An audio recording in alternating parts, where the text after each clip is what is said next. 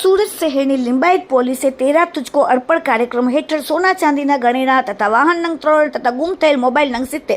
કુલ મુદ્દામાલ કિંમત ₹26,51,000ના મતાનો મુદ્દામાલ મૂળ માલિકોને પરત સોંપીને પ્રશંસનીય કામગીરી કરેલ છે.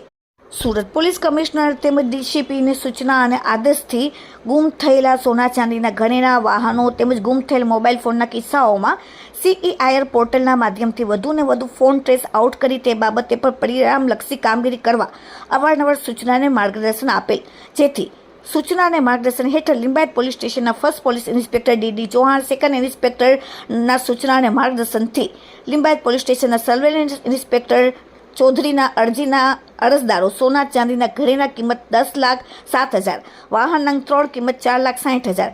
તથા ગુમ થયેલ મોબાઈલ ફોન નંગ 70 કિંમત ₹11,84,000 મળીને કુલ કિંમત ₹26,51,000નો મુદ્દામાલ તારીખ 1/6/2026ના રોજ લિંબાયત પોલીસ સ્ટેશન ખાતે તેરા તુજકો અર્પણ કાર્યક્રમ શિક્ષણ હેઠળ મૂળ માલિકોને પરત સોંપીને પ્રશંસનીય કામગીરી કરવામાં આવેલ છે.